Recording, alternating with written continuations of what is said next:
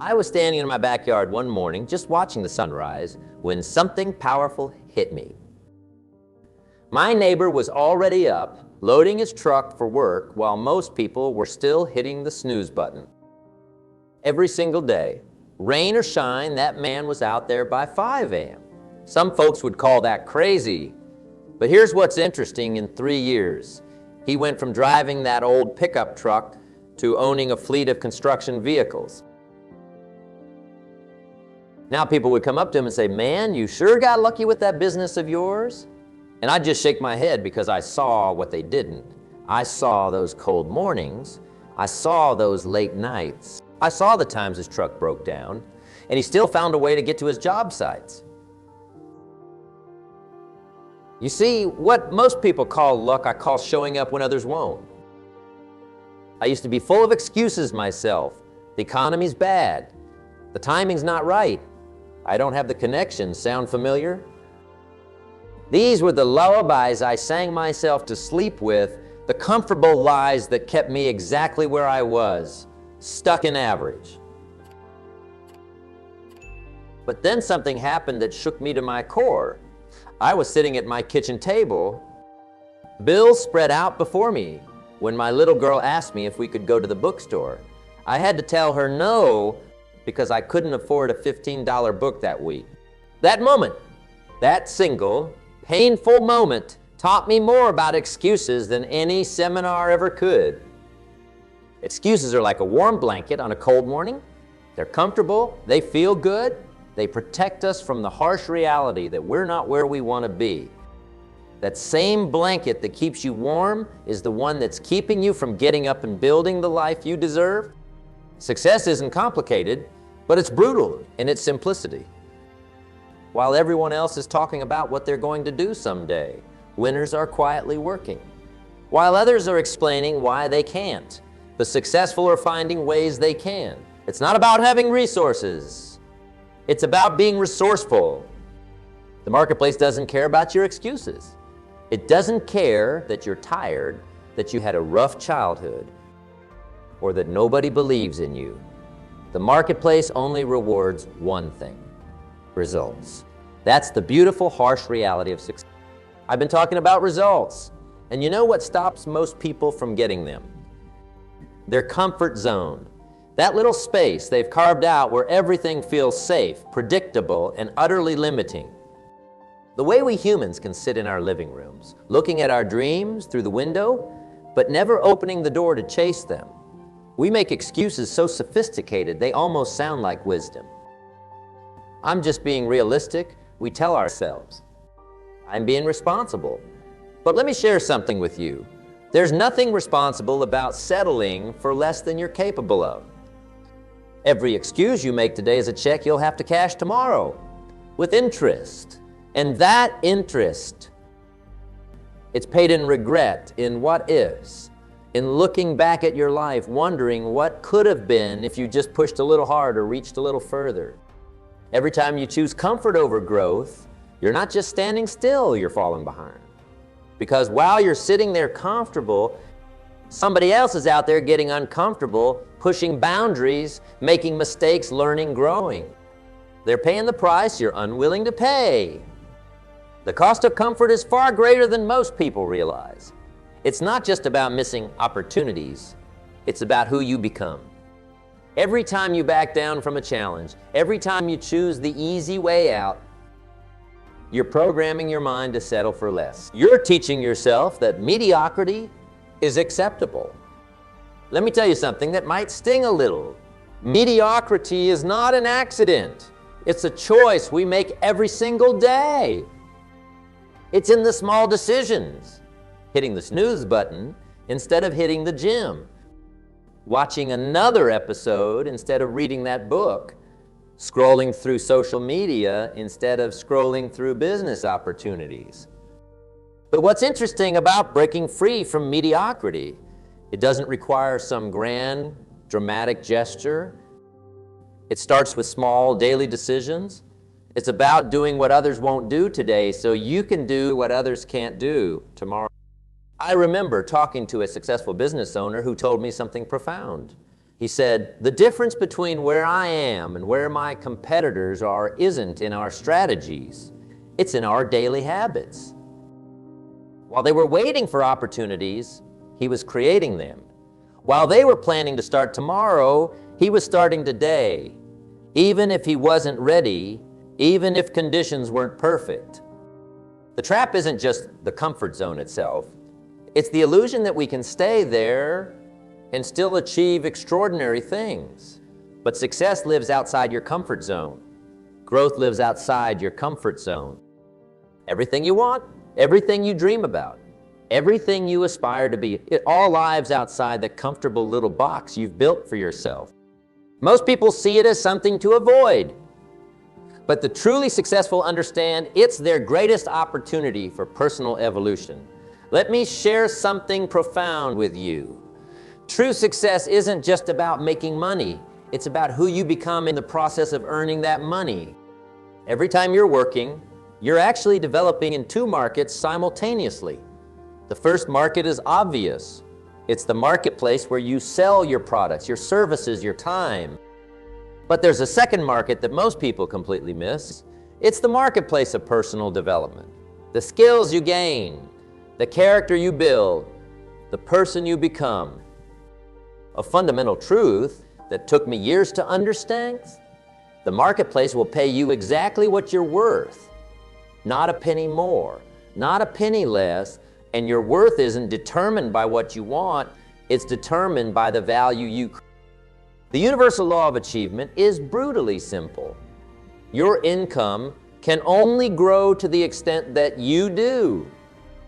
Most people focus on getting a better job, but successful people focus on becoming better at their job. They understand that success isn't about finding opportunities. It's about becoming the kind of person who attracts opportunity. The kind of person who can handle opportunities when they come. Let me give you a principle that changed everything. Success is not about what you get. It's about what you give. The marketplace is nothing more than a giant scoreboard that measures how much value you've created for others. Want to make $1 million? Figure out how to solve $1 million problems. Want to build an empire? Create empire-sized value. Value creation isn't just about what you do. It's about how you think. The most successful people I've ever met don't just work hard, they work smart. They understand that every hour they invest must produce a return. They're not just busy, they're productive. They're not just active, they're effective. Effectiveness, it's a skill you can develop. Just like you can develop your muscles in the gym, you can develop your ability to create value. But here's the catch.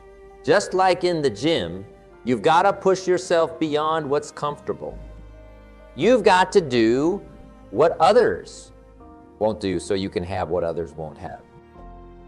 I've watched people transform their lives by understanding this simple principle. Your rewards in life will always be in direct proportion to your contribution. The more problems you solve, the more value you create, the more success you'll achieve. It's not about luck. It's not about circumstances. It's about consistent, focused, intentional value creation. Building an empire, not built in a day, or a week, or even a year. It's built in moments. Those small, seemingly insignificant decisions you make when nobody's watching. Those quiet victories before sunrise. Those extra hours when everyone else has gone home. Daily discipline's not exciting. They're not glamorous, and most people won't understand them. But that's exactly why they work. While everyone else is looking for the secret, the shortcut, the magic formula, successful people are doing the mundane things with extraordinary consistency. Here's what I mean. Every morning when you wake up, you've got a choice. You can either run your day, or your day will run you. The most successful people I know don't just have a to-do list. They have a success ritual. They understand that how you start your day determines how you live your day, and how you live your day determines how you live your life. If you improve yourself just 1% every day, in a year you'll be 365% better. That's the power of daily disciplines. It's not about making radical changes. It's about making consistent, intentional improvements. Small hinges swing big doors. Strategic thinking, because this is where most people miss the mark. They're so busy working in their empire that they forget to work on their empire. Strategic thinking isn't just about planning. It's about understanding the relationship between cause and effect. It's about seeing patterns where others see chaos. I remember talking to a gentleman who built a $100 billion business. You know what he told me? He said, most people focus on making money. I focus on solving problems worth $100 million. That's strategic thinking. He understood that the size of your success is directly proportional to the size of the problems you solve. Creating lasting value, not just about what you build.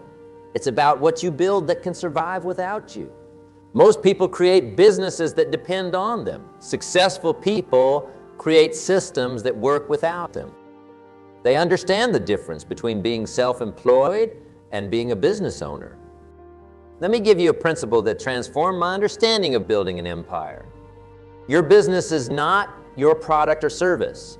Your business is the system that delivers your product or service.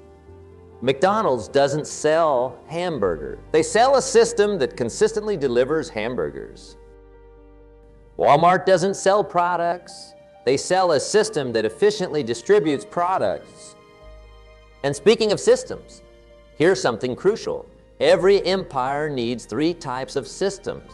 One for attracting opportunities, one for converting opportunities into results, and one for maintaining and growing those results. Most people focus only on the middle part and wonder why they're stuck on a treadmill of constant effort. Building an empire isn't just about making money. It's about creating something that outlasts you, something that continues to create value even when you're not there, something that becomes your legacy. True empire builders understand that wealth isn't just measured in dollars and cents. It's measured in impact, in influence in the lives you touch and the problems you solve. They understand that the greatest satisfaction doesn't come from having success, but from sharing success, from creating opportunities for others, from lifting others up as you climb. Now this all sounds good, but let me tell you about the price you'll have to pay to build this empire, because this is where things get real. Success? Not free. There's always a price. And here's the interesting part. You either pay the price of discipline or you pay the price of regret. The choice is always yours, but you must pay one or the other. Most people think sacrifice means giving up something valuable for something else. But real sacrifice is giving up something good for something better. It's not about loss. It's about investment. Every time you say no to something good, you're actually saying yes to something great. When you're watching TV, somebody else is studying. When you're sleeping in, somebody else is up working on their dreams. When you're spending money on things you don't need, somebody else is investing in their future. These aren't just choices. They're trades. You're trading your future for your present or your present for your future. Time management, because this is where most people get it all wrong. You don't manage time. Time manages itself just fine. What you manage are choices. Every minute you spend is an investment, and the question isn't, where does my time go? The question is, where do I want my time to go?